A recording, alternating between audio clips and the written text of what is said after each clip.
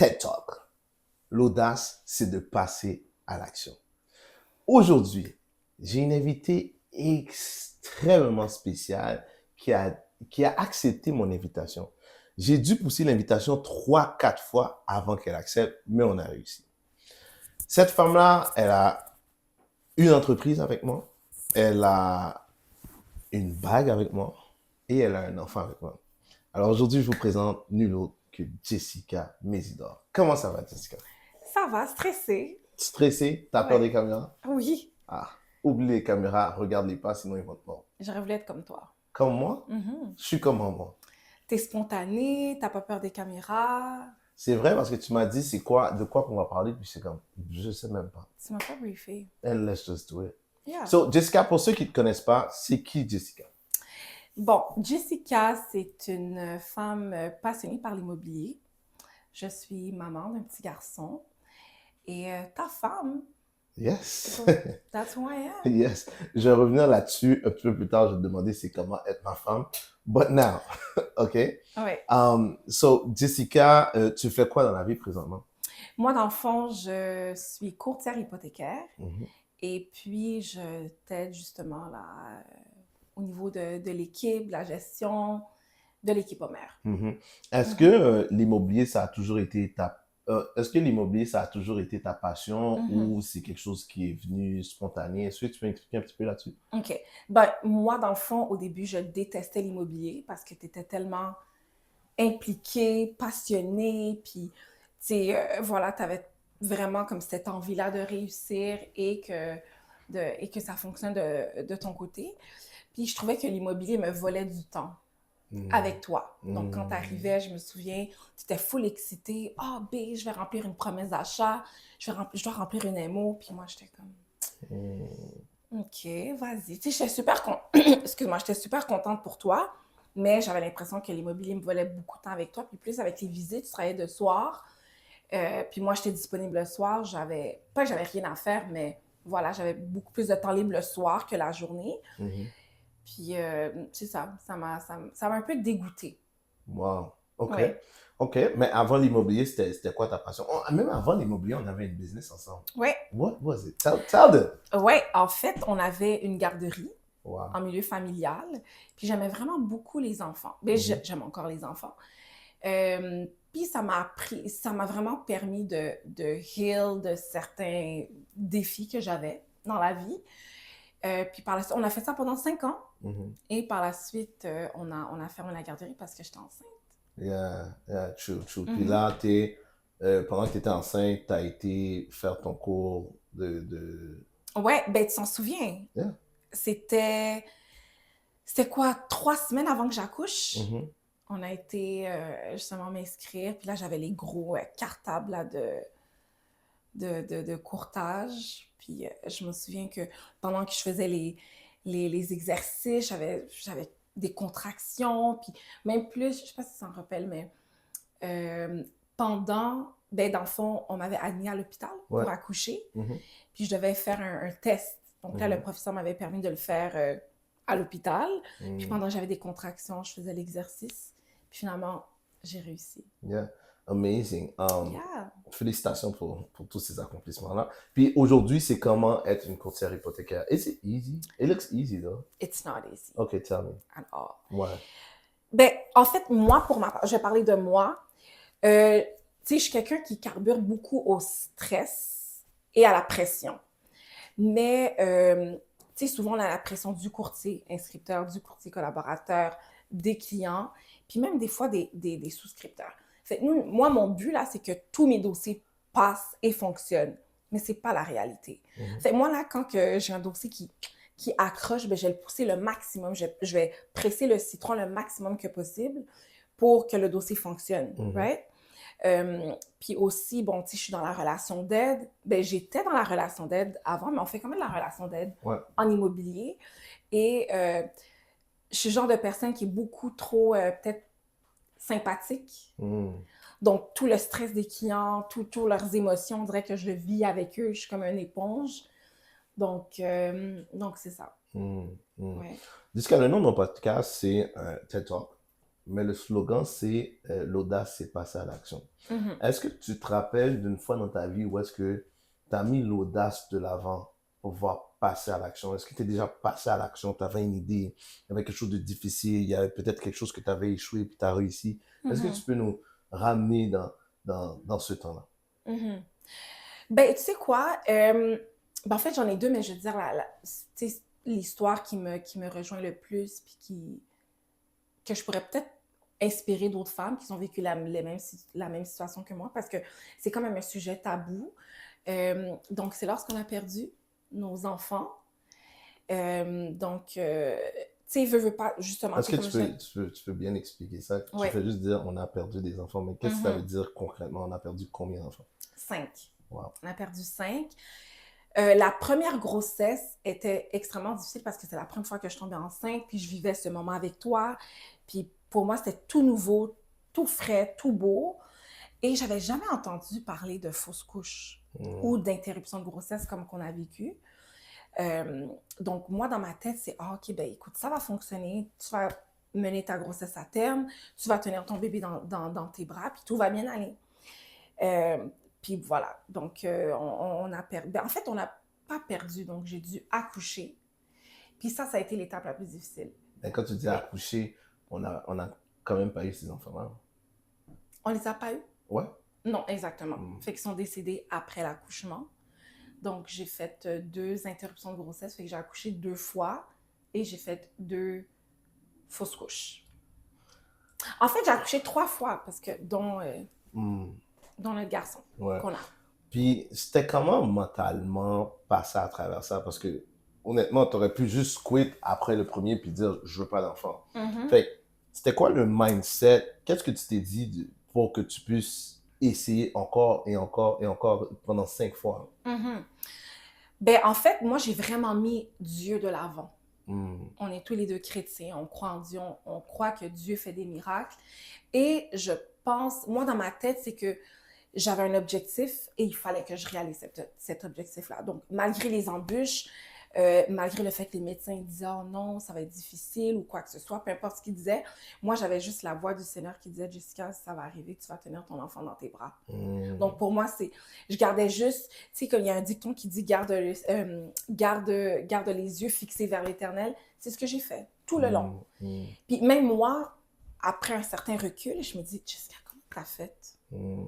Comment t'as fait? Puis malheureusement, c'est tellement un sujet tabou dans notre communauté où est-ce que il y a des femmes qui vivent des fausses couches, puis maintenant, ça devient de plus en plus fréquent, où est-ce que elles ont personne à qui parler, ou les gens à qui elles parlent, ben, comprennent pas sa réalité. Mm. Donc, comprennent pas les émotions vraiment euh, profondes qu'elles vivent ou qu'elles ressentent. OK, OK.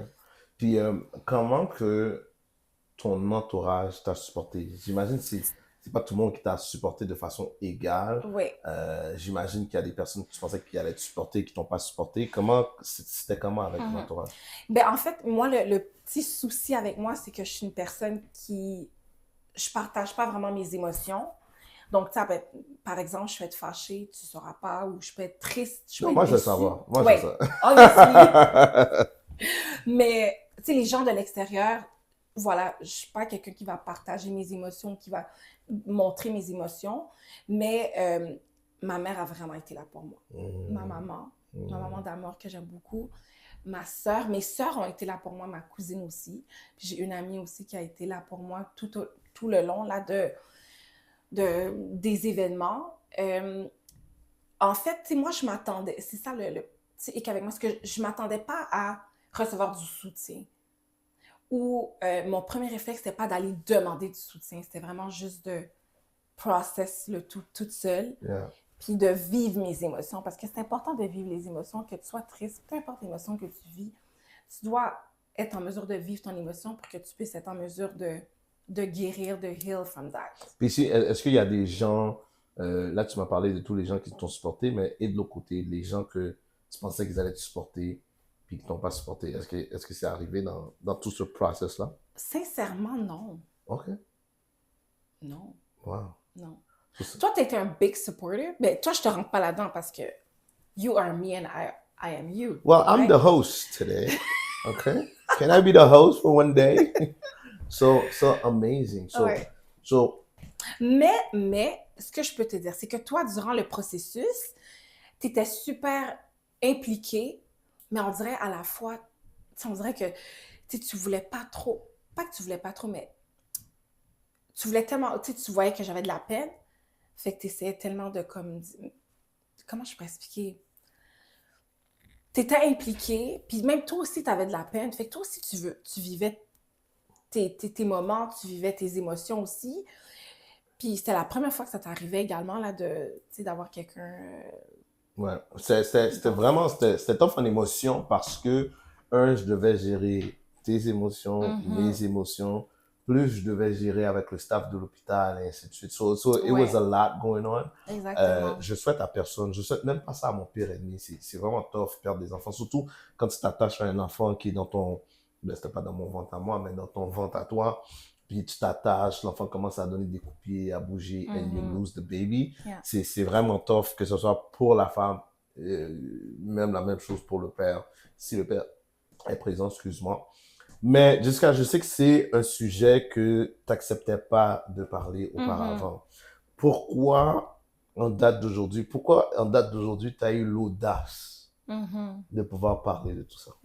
Vous cherchez à acheter, vendre ou investir dans l'immobilier et vous cherchez une équipe immobilière engagée et passionnée, bienvenue chez l'équipe Omer. Nous sommes une équipe qui avons réuni nos forces pour pouvoir bien vous servir. Où est-ce que vous aurez accès aux banquiers, aux courtiers immobiliers et à plein d'autres experts et une expertise hors pair pour amener votre projet à terme. Contactez-nous à l'instant au 514-825-1485 ou visitez notre site web www.equipeomer.ca.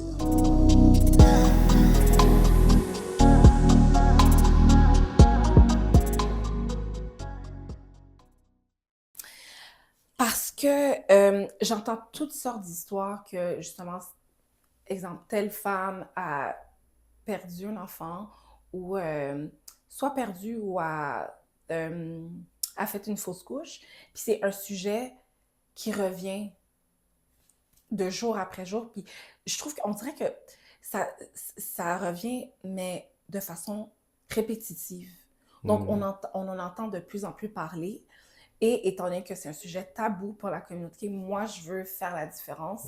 Puis je veux vraiment, justement, être la femme que d'autres, justement, femmes qui vivent la même situation ou qui ont vécu la situation puissent être en mesure de me contacter, puis de réaliser que si moi, j'ai perdu 5 enfants, puis que là, j'en ai un, grâce à Dieu, elles aussi, elles vont pouvoir, justement, tenir leur bébé dans leurs bras. Parce que quand tu passes à travers cette situation-là, pour toi, ça paraît tellement gros et ça paraît impossible de pouvoir enfanter. Parce que nous, là, le rêve de pratiquement toutes les femmes, là, c'est de vraiment se marier puis d'avoir des enfants. Et il y a des femmes qui se définissent par ça, le fait d'être mariée et d'avoir un enfant. Donc, t'imagines que, voilà, que tu n'es juste pas en mesure d'avoir un enfant puis que là, tu te demandes quoi faire. Tu vas voir des médecins, les médecins te disent « Ah, ben, écoute, on peut rien faire. » C'est la nature. Peu importe l'explication qu'il va te donner. Donc là, tu as un combat toi-même avec toi-même. Wow. Ouais. Wow. Puis, j'aime le fait que tu as dit un combat toi-même avec toi-même. Toi, c'était quoi? Parce que tantôt, tu as dit grâce à Dieu, OK, I get that. Mais toi et toi, Ouais. comment que Jessica a dealé avec ça elle-même, là? Jessica tout seul dans son coin, comment toi tu faisais face à ça? Ben, je te dirais là, là, comment j'en parle, c'est comme si que c'était beau, c'était tout rose, puis que tout allait bien. Mais quand je parle de combat, c'est que tu as une partie de toi-même qui te dit oui, tu vas réussir, tu vas être capable, tu vas pouvoir justement atteindre ton objectif. Puis l'autre partie va te dire non, tu n'es pas capable. Oh non, c'est difficile. Écoute, c'est tellement difficile que fais juste abandonner. C'est plus facile d'abandonner puis de passer à autre chose puis de tourner la page. Fait, moi, j'avais ce combat constant, mais j'avais tellement ce vouloir-là d'avoir un enfant puis de tenir un enfant dans mes bras que j'ai quand même continué. C'est un peu comme la perte de poids. C'est quasiment la même chose. Puis peu importe l'adversité que tu traverses, c'est la même chose. Mais comment tu fais pour faire ça qu'elle va écouter? Comme c'est tellement comme... c'est tellement facile d'écouter la voix qui Ouais. dit, tu sais quoi, abandonne, laisse tout, passe à autre chose. Mhm. Comment tu fais pour voir, c'est quoi comment tu fais pour écouter la bonne voix? En fait, moi, ce que je faisais, c'est que je m'imaginais. Donc, dans mon imagination, je me voyais littéralement là, tenir un enfant dans mes bras ou je me voyais prendre une marche avec une poussette. Je me voyais prendre une photo de famille, nous trois. Donc, c'est vraiment ce que tu nourris ton cerveau qui va faire la différence. Donc, moi, j'ai nourri mon cerveau de simplement positivité et de ce que je voulais accomplir et ce que je voulais réellement dans ma vie Ouais. qui m'a aidé. C'est fou parce que c'est un principe que moi j'utilise. Tu restes focus sur le goal, pas Yeah. sur qu'est-ce qui se passe. Ouais? Exactement. Mettons, mon goal, c'est de prendre mon auto ici à Laval puis d'aller à Longueuil. Mais aller à Longueuil, c'est ça mon goal. Mhm. Sur la route, je vais voir des accidents, je vais voir des policiers qui donnent des tickets, je vais voir plein, je peux même faire un accident. Mais si mon goal, c'est de me rendre à Longueuil, je vais m'y rendre. Il va y avoir des problèmes, il va y avoir des bad trips. Et c'est ça que j'utilise dans... Tu sais, moi, j'ai un gros goal, c'est d'aller chercher 1 million de dollars. Non, 100 millions de dollars en dette hypothécaire. Mhm. OK? And that's my goal. Right? Why I have this goal? Parce que il y a plein de retombées, j'aurais le temps d'en parler par rapport à ça, mais je vais être capable d'avoir 100 millions de dollars en dette à la banque hypothécaire. And that's my goal. Right? C'est pour ça qu'à chaque jour, je fonce every day and I'm pushing. So, en parlant de tout ça, c'est comment être la femme d'un entrepreneur? La femme de Teddy. Yeah, even worse. Écoute, it's not easy. Okay. It's not easy, but I love it. Comprends? What's not easy? Ben, en fait, c'est pas évident parce qu'il y a des concessions que je dois faire et je dois respecter ton leadership. OK? Tu sais, ça, c'est facile, ça. It's not. Okay. Surtout une femme comme moi. Non. Mais comment tu fais, là, pour exemple, les femmes qui ont ce côté-là aussi de vouloir être une leader, comment que tu arrives de dire, OK, je te laisse lead? Ouais. Ben moi, tu vois, j'ai pas cette envie-là d'être une leader. Pas du tout. Ça fait pas partie de ma personnalité. OK. Moi, je suis plus du type... Je suis plus du type à vouloir dire ce que je pense, par exemple, de façon respectueuse, là, bien sûr. Ouais.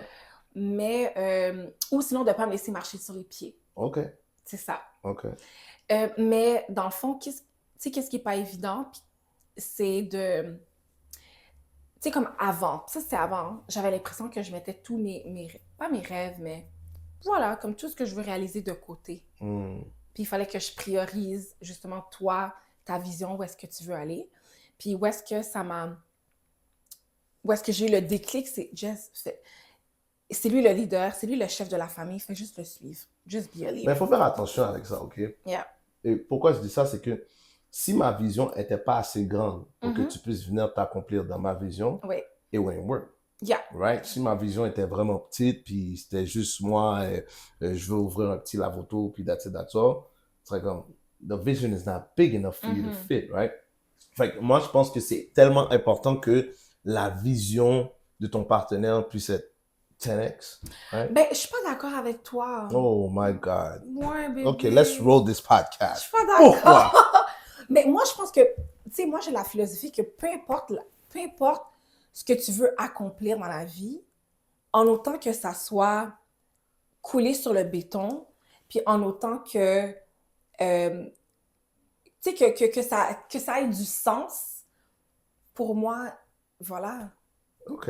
Tu comprends ce que je veux Mais dire? si tu n'arrives pas à t'accomplir, parce que là, en ce moment, Ouais, j'ai parti la business. oui. Dans la business, on a créé un nouveau département hypothécaire que tu gères à 100%, plus tu m'aides avec l'organisation de l'équipe. Mais si j'avais pas créé ces départements-là, tu n'allais pas t'épanouir à 100%. Je comprends. Mais il faut que tu saches qu'avant que, justement, que t'aies construit tout ça, ben moi, je croyais en ta vision. Tu comprends? C'est ça. Fait qu'il faut croire en la vision de ton partenaire, puis tu dois le faire confiance. Je dis pas de croire n'importe quoi, C'est ça. mais de croire en la vision. Voilà. Puis moi, c'est ce que j'ai fait parce qu'au départ, j'étais comme, OK, qu'est-ce que tu fais? Ouais. Tu comprends, comme j'avais beaucoup de réflexions, j'observais. Puis, mais ça, c'est même avant que tu aies le département d'hypothèque ou même avant que tu commences à faire des flips, investir en immobilier, construire Mhm, ton parc immobilier. mhm, Tu mhm. comprends? So, C'est so, ça. so, what's next for Jessica? What's next? Yeah. What's next? Honnêtement, moi, je dirais que, tu sais, on a beaucoup un amour pour la Floride. Oh, So, that would be my next step. De la partir Floride. du Québec. Oh, wow. Ouais. Écoute, je viens de recevoir un courriel que je dois payer là une certaine somme au gouvernement. Trust me, si je peux aller payer moins que ça, je serais parti. So, Ouais. Jessica, pour les femmes qui t'écoutent, tu as partagé ton histoire et merci d'avoir été vulnérable et de vraiment partager ce que toi t'as vécu, right? Mhm. C'est pas tout le monde qui est capable de faire ça et je te lève mon chapeau pour ça. S'il y a une femme, ou que ce soit un homme aussi, Mhm. que présentement il fait face à l'échec. Il a essayé d'entamer quelque chose, ça n'a pas fonctionné. Un peu comme ta grossesse. Il a essayé, ça n'a pas fonctionné. Ou elle a essayé, ça n'a pas fonctionné. Ça n'a pas fonctionné. C'est quoi le message que tu pourrais lancer à ces personnes-là? Mhm.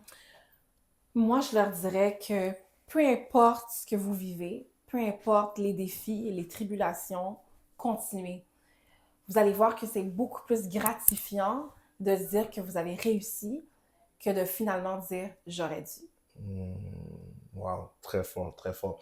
Puis Jessica, si jamais on aimerait rentrer en contact avec toi, juste pour des conseils, pas nécessairement hypothécaires, mais tu Mhm. as été vulnérable sur certains points.